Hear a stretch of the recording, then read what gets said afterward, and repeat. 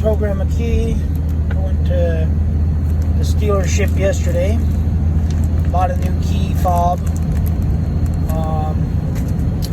So yeah, that's the plan this morning, is to go get another key programmed, because I only have one key, and on the Dodges, on these trucks, for 2010, I believe it's just 2010, I could be wrong.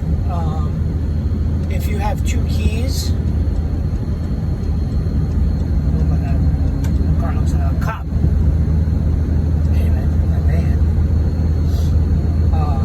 Anyway, if you have two keys that are already programmed, you can program more keys to the 2010. I think up to 4 keys.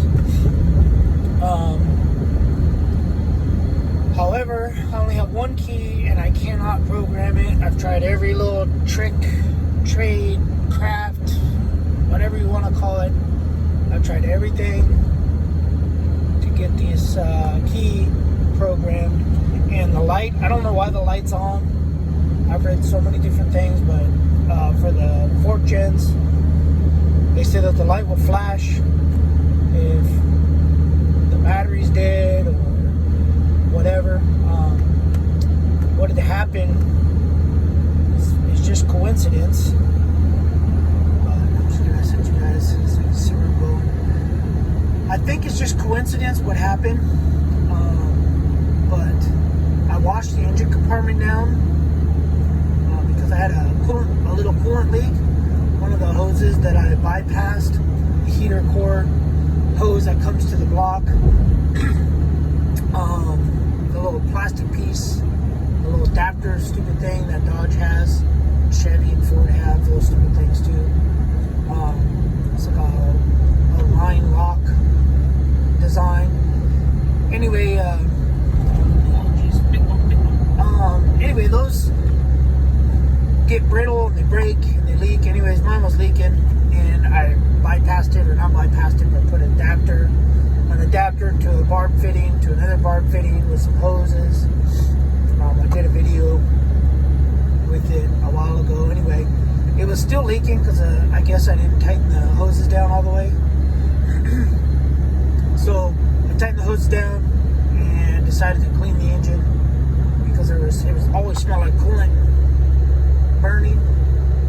Anyway, so I sprayed a bunch of Simple Green around that area, hosed down the engine, and yeah, all was good except for my pyrometer gauge. The pyrometer wasn't working.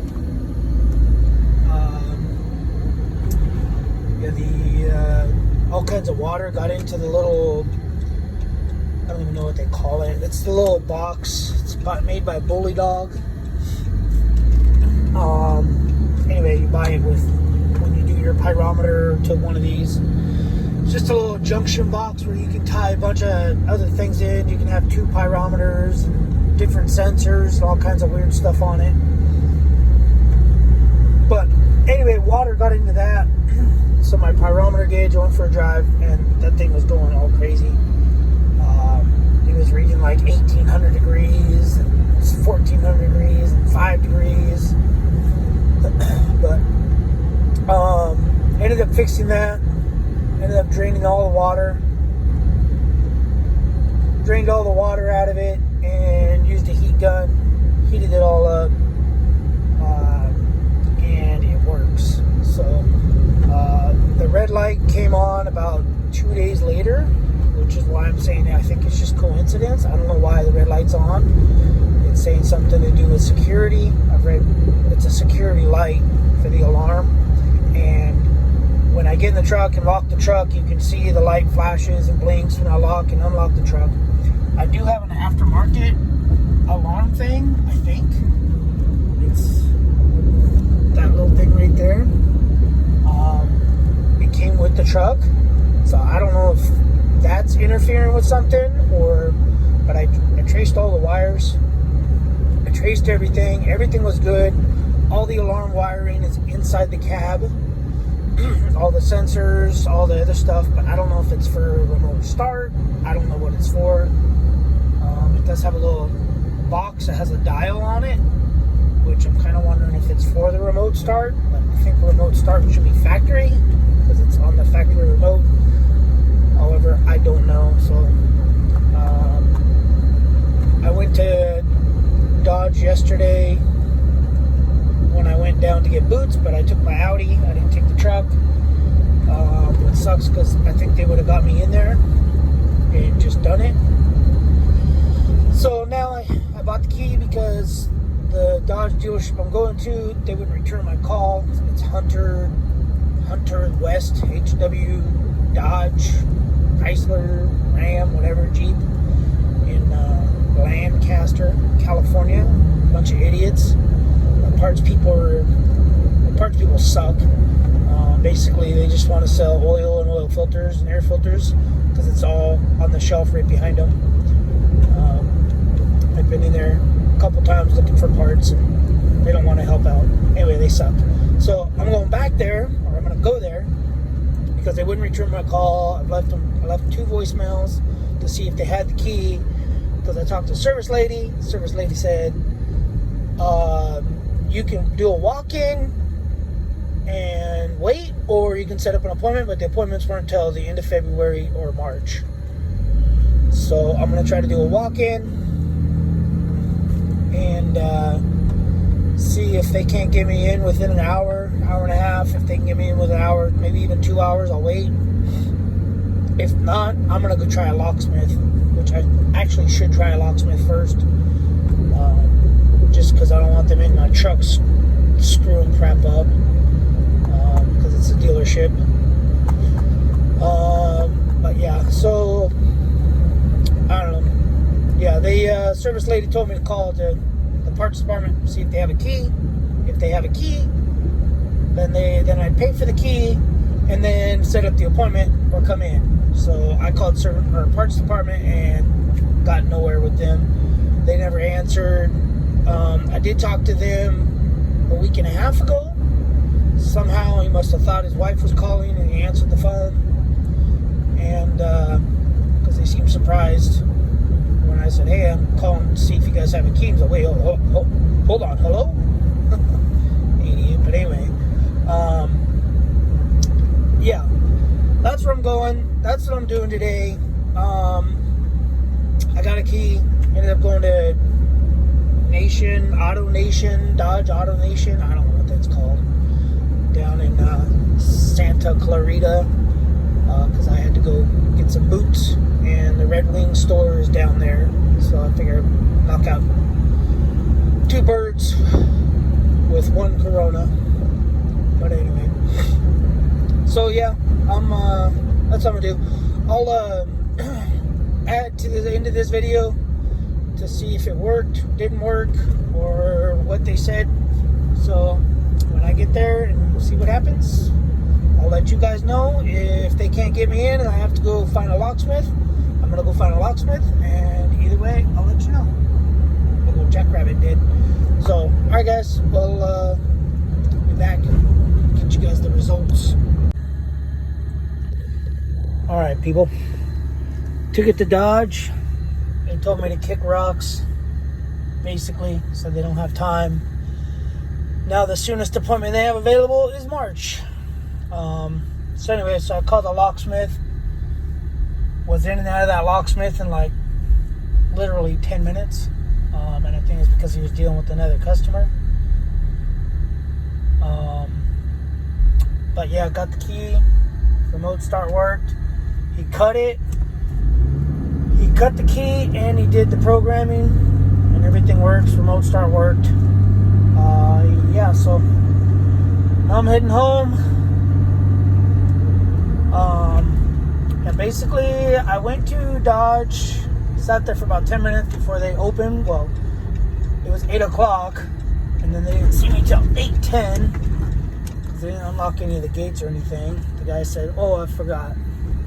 They forgot to open the gate. But anyway, and then I went and talked to the service department. The service department told me it'll be, they can't do it, they can't do whatever. And I said, all right, cool. I'll go to a locksmith and have him do it. And then the lady goes and tells me, well, if you come back around 10:30 to 11, we can probably get you in. I said, nope, you guys are stupid. And I walked out. There's our yard. Railroad yard. That's our work. Ghetto. But anyway, so now I got to figure out this light. I asked him about the light, and he said there might have been some type of intrusion in my truck, even though there wasn't. I think it was. I'm gonna have to find something to do with the security of the truck. I might have to unplug this aftermarket alarm thing and go from there. Yeah, I don't know. So anyway, I'm heading home and got a lot of work to do at home. Got a guy coming to drop some more of that asphalt chippings, shavings, clippings, whatever you want to call them. So anyway, that's just my video. That's what I've been dealing with for a while. I got some more videos I want to do. I got to do a tranny service. I was going to do a tranny service on this, but the tranny fluid looks really good, really clean. It smells brand new, so I'm not going to touch this.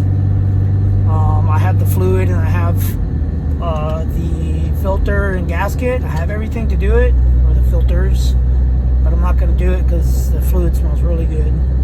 And the Audi lifetime sealed transmission, I'm going to crack it open. I got a fluid, filter, gasket. I got everything for that. I am going to do that. It's kind of a stupid process how to do it, so stay tuned for that video. And the Audi does have a little coolant leak. Not sure where it's coming from, so I bought a little borescope camera to go into there and try to find it. I tried yesterday, but it takes an Android phone, and Android phone kept dying because it was just sitting in a drawer somewhere. So I'll have to I got it charged and I'll play with it today. So yeah, I got some things coming up. I think it's a coolant shutoff valve that's leaking in the valley of the engine because of V6. So down in the valley, I see some coolant, but it doesn't leak a lot. It just seeps out like over maybe like a little half of one of these water bottles, probably every 5,000 miles. It's been doing it since I had my car worked on in Vancouver, Washington, Audi. Ever since they replaced a bunch of lines, hoses, whatever they did, because Discount Tire dropped the car off the lift and it went up and crushed a bunch of stuff. But anyway, that's another video. But anyway, that's it. I got some projects. I just haven't had time to do them. I need to get back out on the road so I can take some days off. I took vacation yesterday and today to go get some of this stuff done. So anyway, all right guys, we'll see you guys on the next video. And yeah, we're gonna go from there. Oh, that guy's dragging under his truck. Anyway, all right, we'll see you guys on the next video. Peace out. Later.